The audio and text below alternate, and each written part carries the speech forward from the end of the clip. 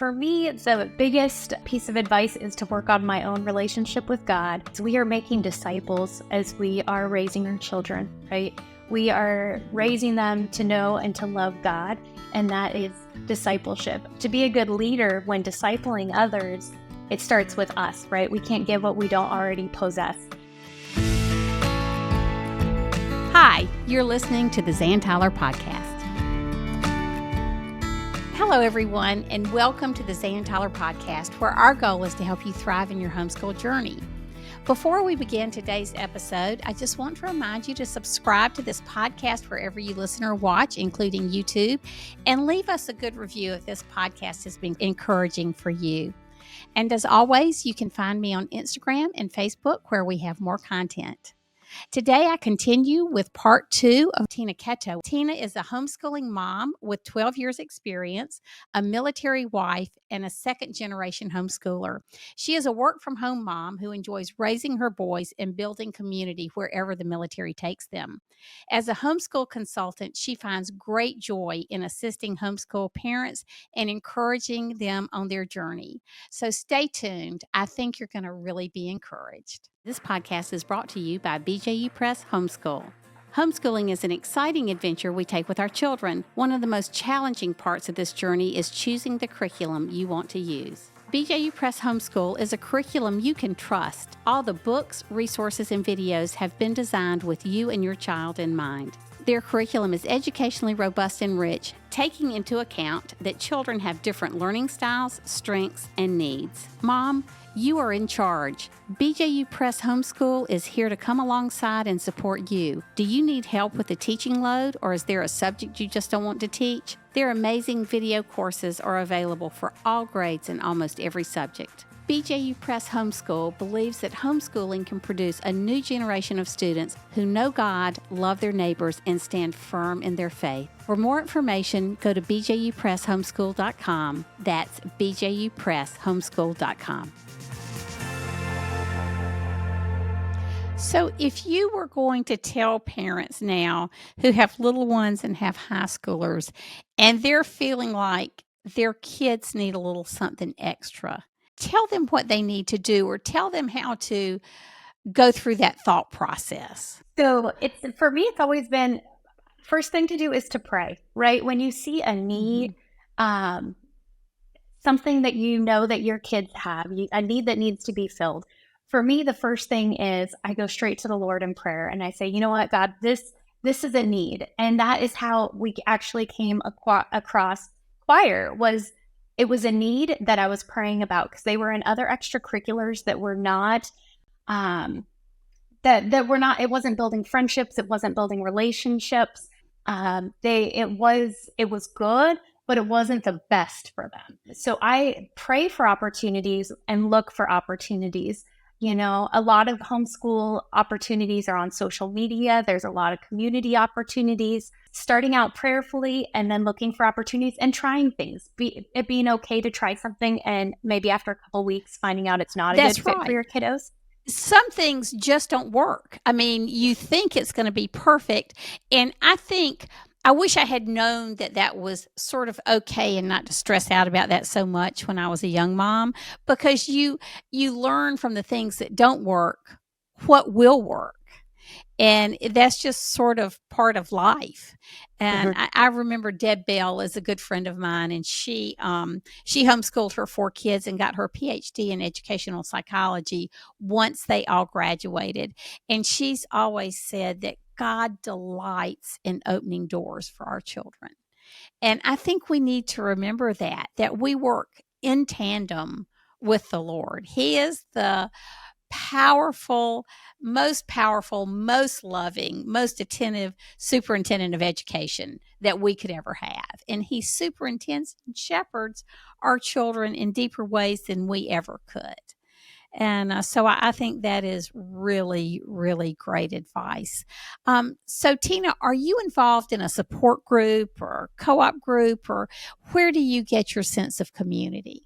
So yes, we're involved in a very active homeschool group here in our area. And it's been a huge blessing. My kids absolutely love having They have their community friends, they've got their school friends, they've got their church friends, and they love having all of that. It's a huge blessing. My kids find a lot of identity. They find other kids that are like them, that are being educated differently than, just public school education. Does your support group offer meetings for the moms as well as the students, or is it really student focused in terms of what they're doing? They for both. They really do. So they offer things for the kids and for the families, and they have moms' night outs and things like that as well. Yeah.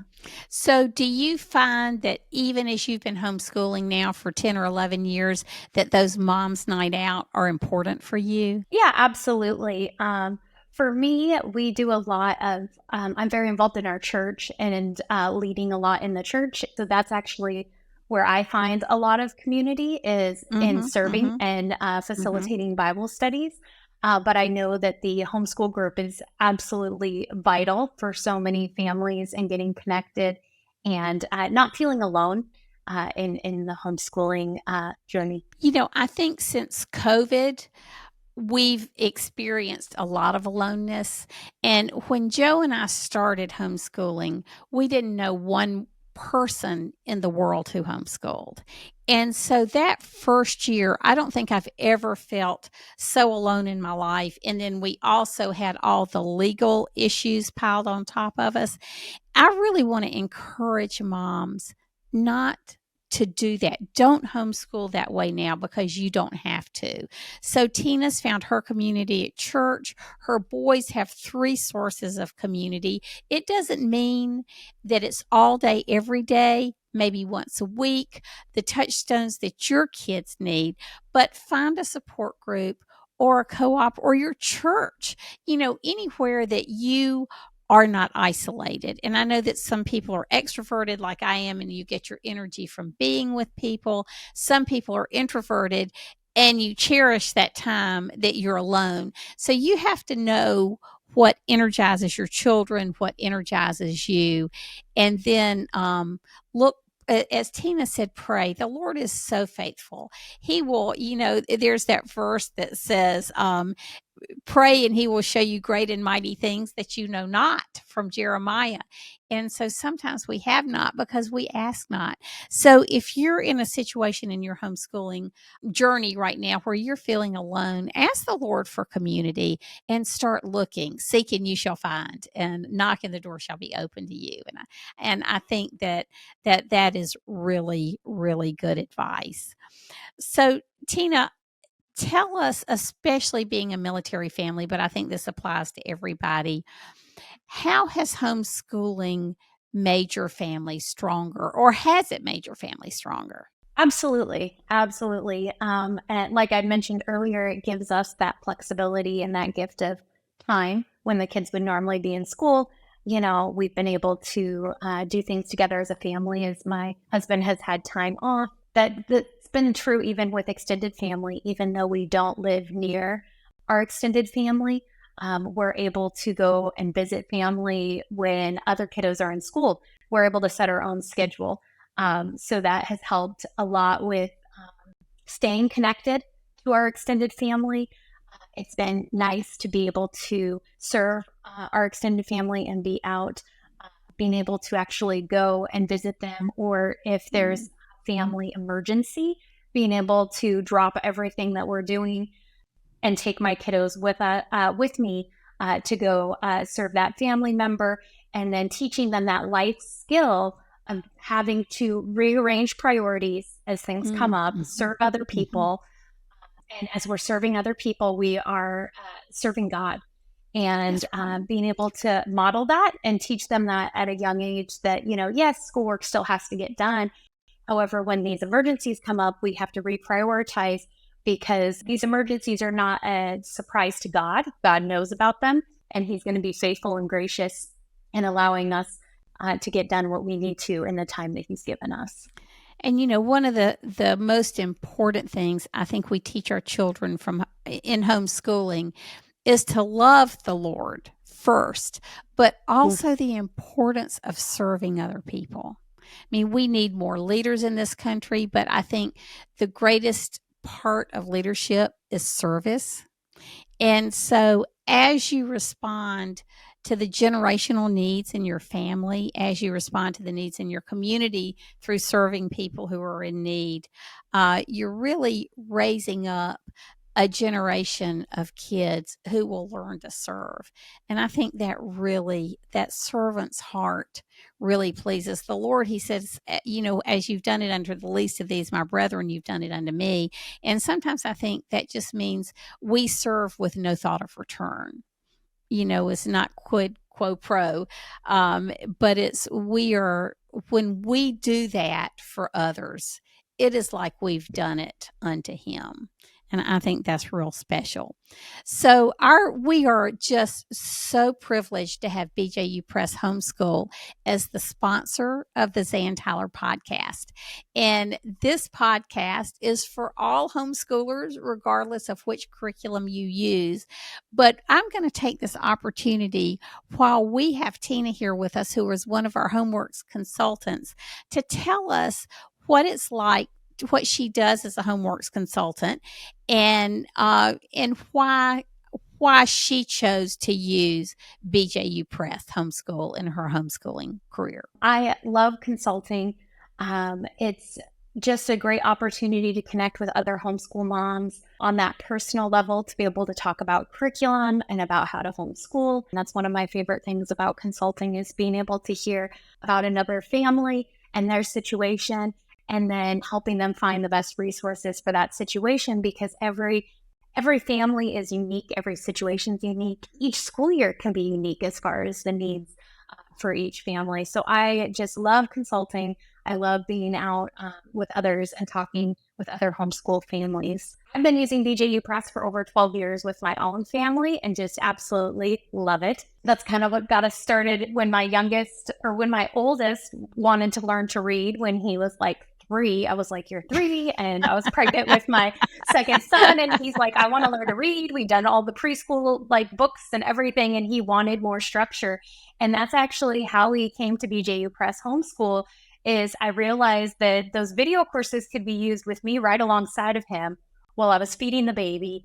And then we could go out and go to the zoo after and do all those fun activities. But I had that structure and I had that help. So yes, we've been using it for many, many years, and we just love it. And I've just loved how it's grown with our kids and how we've been able to see the benefits over the years. We've talked about the videos, and when you talk about parent-led instruction, you mean you're teaching without the help of the video teachers. And so you'll be leading the education yourselves. Are the teacher manuals hard to use? Are they easy to use? How does that work? Oh, I love the teacher's editions. I primarily teach the Bible courses, and I love the higher Bible courses and being able to teach, to those higher levels of biblical knowledge, understanding, and competency. The teacher's editions are fantastic because they give me more than enough information to lead a discussion with my kiddos. So there's objectives, so I know at a high level what I need to teach my kiddos. It breaks down discussion questions. It gives me resources for further learning if we want to dive deeper into a topic. It gives me the shrunk down version of my kiddos' student book, which is super helpful, as well as all the answers. So it is That's a important, huge yes. help.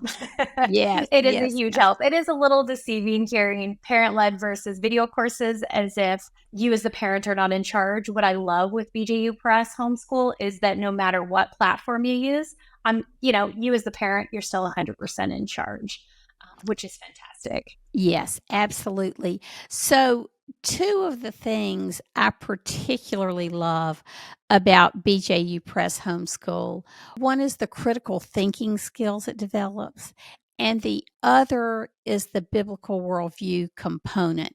It's not just a Bible verse thrown in with a lesson that may have a little bit of impact there, but they call it biblical worldview weaving, where that is woven into science and history and math, whatever the subject, there is going to be a huge component of thought that's gone into this curriculum before you ever pick it up.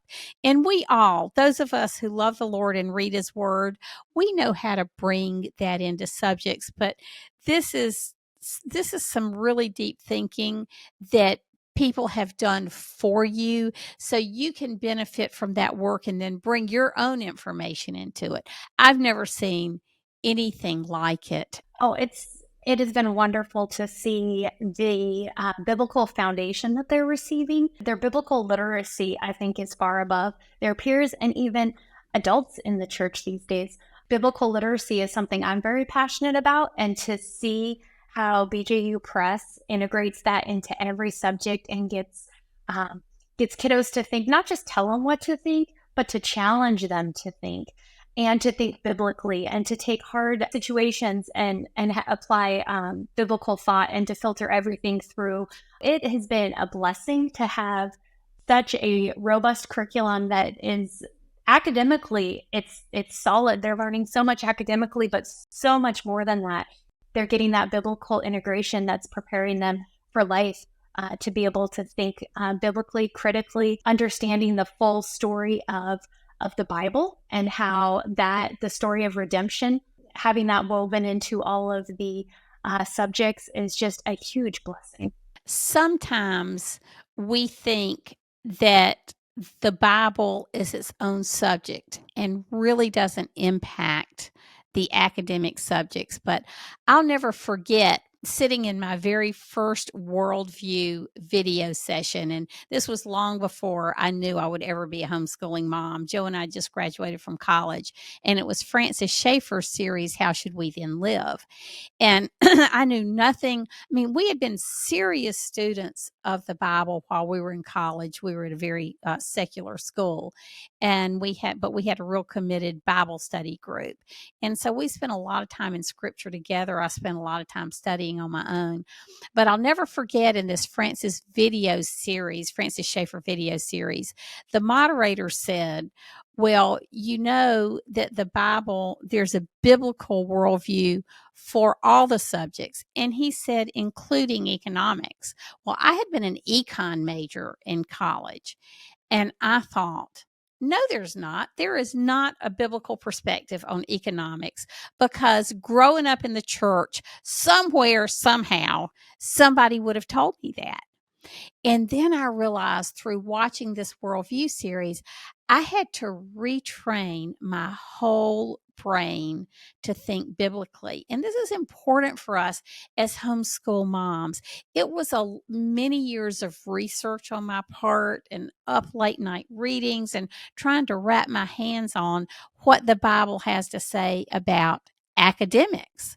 And science and faith are not enemies. God is the creator of science. He's the creator of faith. You know, all of these things should be working together.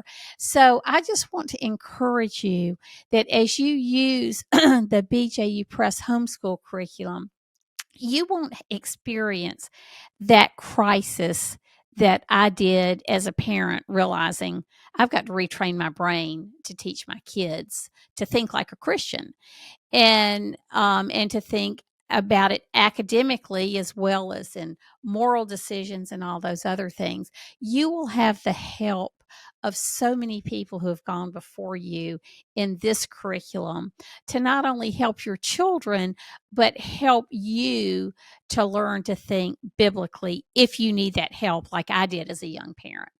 And so I just, I can't say enough about how important that is in our culture. And Tina, you were talking about biblical literacy. I've just noticed in speaking to homeschool groups, this is an observation. This is not a criticism. After I spoke one time just about Daniel, Shadrach, Meshach, and Abednego being threatened with the fiery furnace, I had somebody come up to me afterwards and say, Zan, you need to explain to us more of the context in these stories, because so many of us have grown up without any Bible knowledge at all, that we don't know the simple things you take for granted. Yeah. And so I do think, just what you said in terms of Bible literacy, this is so important. And we're now in a post-Christian nation. And so remembering that what used to be common knowledge biblically, there used to be an understanding of the basics of Bible stories, is no longer a part of our culture. And therefore, a lot of people don't know it if it's not being taught. That's right. explicitly. And so there's a lot more, I think, for us as parents to need to instill in our children and to pass along that biblical literacy and make sure they understand the stories of the Bible and how to properly use them and how to properly understand where they fit into the full story of Scripture. I've just been so grateful to BJU Press for teaching that to my kids and helping me to have a tool to teach them more about biblical worldview. So I'm going to give our listeners and viewers today a little bit of perspective that probably you don't have just because of your age.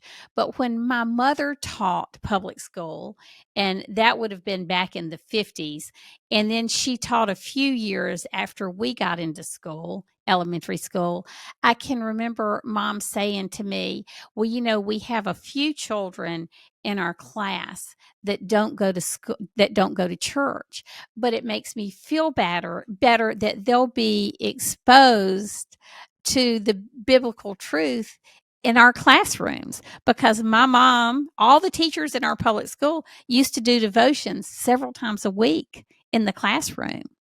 And I can also remember Joe had this exact same experience in Greenville, 100 miles away, that when we were both, I think, in the 4th grade, Joe had a school meeting because there was a child in the school that was going through a divorce. The only child in the school who did not come from an intact family. So they had a meeting, in the auditorium to help other children understand what divorce was and how to help with that.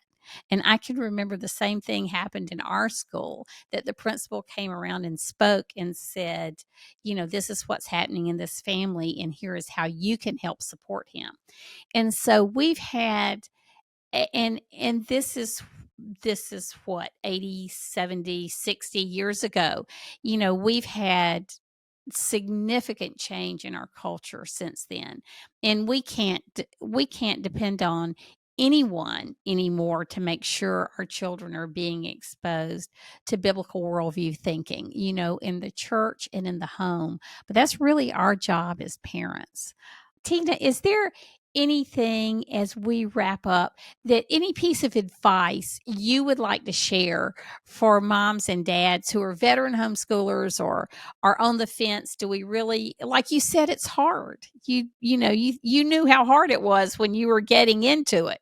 And do you have any advice for them about how to approach a new school year with excitement? For me, the biggest piece of advice is to work on my own relationship with God, because we are making disciples as we are raising our children, right? We are raising them to know and to love God, and that is discipleship. And to be a good leader when discipling others, it starts with us, right? We can't give what we don't already possess. So time in the Word, time in prayer, time in community with other believers. Iron definitely sharpens iron, and make sure that you are being spiritually fed, so that you have something to feed to your own kids and to be able to lead by example. So, and is there a special Bible verse or passage or chapter or book that the Lord has used to encourage you this year or throughout your homeschooling career? So many, but I know we don't have time to go through a whole list. But one that continually comes back to me is Galatians 6, 9, and 10. Let us not grow weary of doing good, for in due time we will reap if we do not give up.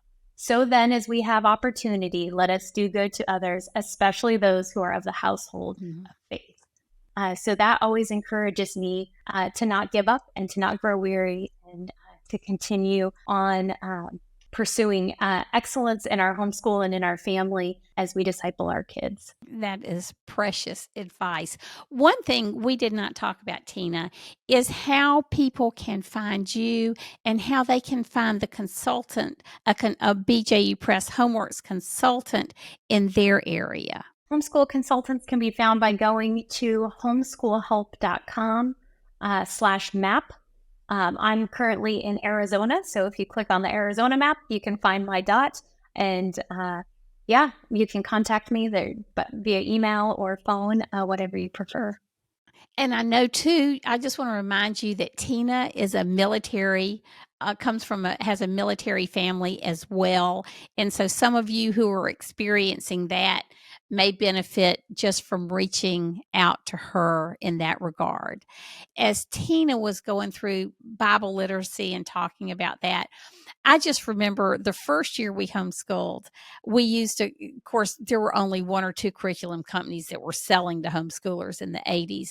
But the first, because of an archaic law, we had to use a curriculum that was not well suited for our kids. And then the second year, we were able to use BJU Press homeschool curriculum. And it's come so far in terms of its accessibility for homeschoolers. But even then, it was such an answer to prayer for us. And I just remember two things. I have saved our readers from those years because I had grown up in the church, but just never studied the Old Testament much. And I remember they had a story of Esther in the second grade reader that really changed my life. I never knew the story of Esther. And I'm really embarrassed to say that because I was a committed believer. And the other thing is, there was in one of the readers, there was this fable or story about marriage. And it is crazy. Joe and I have been married for a really long time now. And I still draw from the main message of that little story in that little reader all these many years later. And it's been 40 years since we started homeschooling. And so I just want to encourage you that as you choose curriculum for your family, it will be instructive for you as well. And so we want to make sure in a society that doesn't really value faith anymore, that we are nurturing our children's faith and working along. The Lord does the heavy lifting, but He allows us to co labor with Him and the Holy Spirit in our homeschooling. And it's such a privilege. So, Tina, thank you so much for being with us today. Thank you, Zan. It's been wonderful being here. You just are such a wealth of wisdom. And I'm just so happy people could hear from you and your experiences and all the things you had to share. So as always, you can find me at zantyler.com and on social media. And thank you so much for being with us today. We hope you have really been encouraged, and we pray that God continues to bless you and your family. And until next time, bye.